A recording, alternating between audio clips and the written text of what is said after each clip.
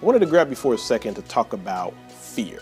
So I've been on social media, Facebook mostly, seeing reports of incidents happening on universities and in some neighborhoods. There have been some responses by the affected individuals to gather together to voice their concerns. And from what I've seen, it looks like a lot of people are afraid of what's been happening as a result of Trump being the president-elect. Fear that they will be attacked or harassed or family members deported. And as a result of these beliefs, people are having trouble getting work done and experiencing long periods of fear. In other words, a feeling of worry, nervousness, or unease, typically about an imminent event or something with an uncertain outcome. This is what we call anxiety, another word for fear. Let's talk about the psychology of fear for a second.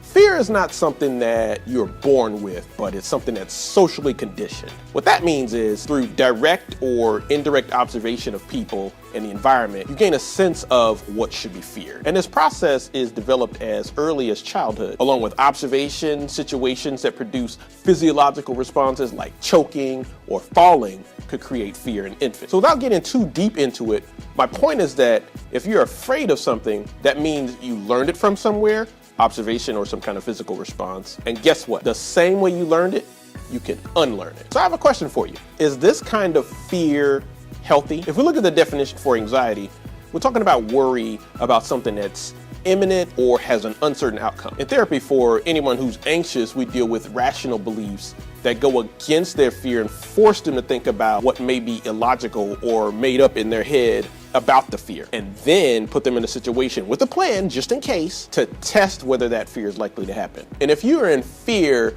about the Trump presidency, then you can do the same thing. So here's what you need to do. Number one, identify the thoughts that are most connected to the fear and alter them. What's the thought?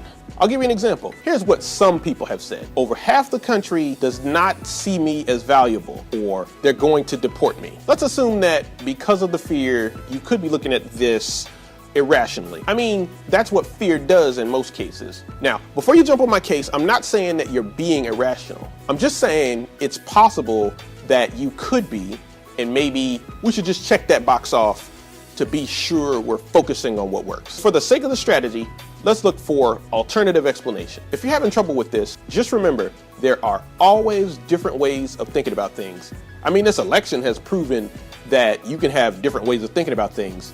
In the example of half the country not seeing you as valuable, one way to think about it is that half the country thinks other things may be more important. That doesn't just mean that they think you are not valuable.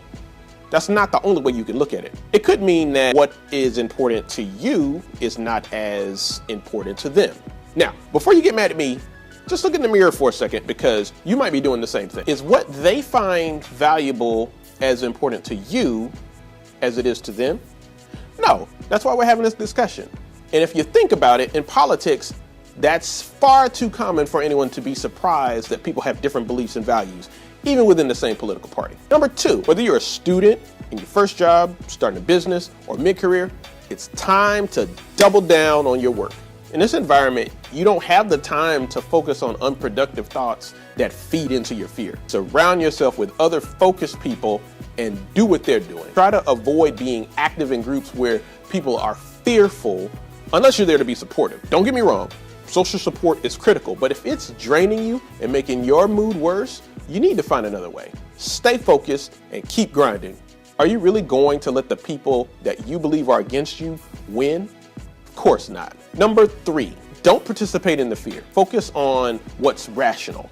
What is actually happening? This will allow you to separate yourself from some of the emotion that's feeding into your unproductive thoughts. If you can think about the situation more rationally, you may be able to identify a way of thinking that won't cause your mood to crater. Limit things that make your fear greater, and yes, that includes social media, people, and places. Don't sit around and live in fear.